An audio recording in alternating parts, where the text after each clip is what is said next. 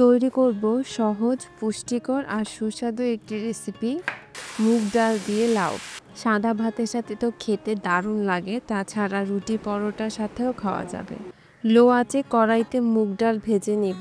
এখানে আমি half cup মুগ ডাল নিয়েছি। 2-3 মিনিট ডালটাকে খুব ভালো করে ভেজে নিব। এখন চুলাটা বন্ধ করে দিয়েছি। এবার ডালটাকে পানিতে ধুয়ে নিব।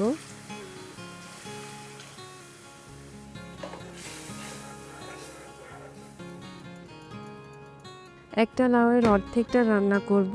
খোসা ছাড়িয়ে একটু মোটা মোটা টুকরো করে কেটে নেব।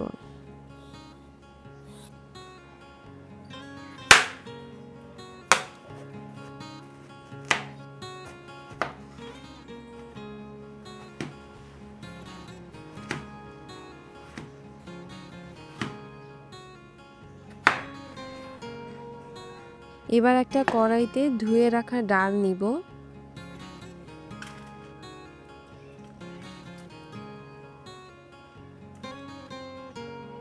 পেঁয়াজ কুচি নিব 1/4 কাপ।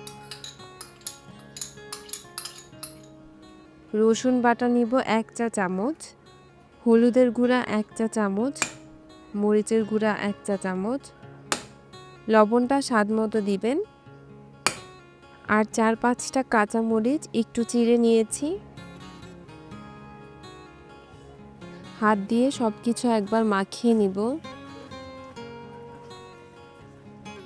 এখন কেটে রাখা লাউ দিয়ে দিব।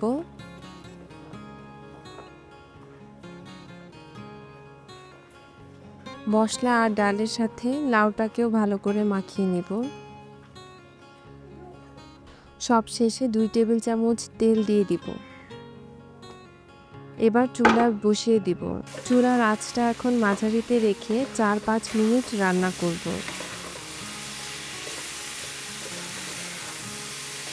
এখন গরম পানি দিয়ে দিব 4 কাপ।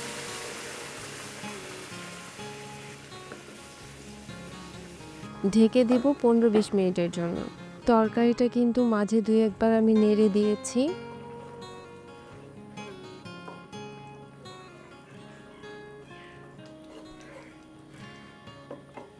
এখন ভাজা জিরার গুঁড়া দিয়ে দিচ্ছি 1/2 চা চামচ।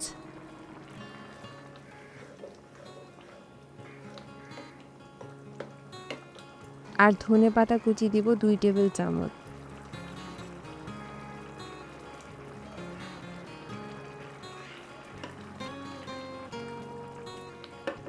ঢেকে তরকারিটা নামিয়ে নিব, কিন্তু 5 মিনিট পর তরকারিটা পরিবেশন করছি।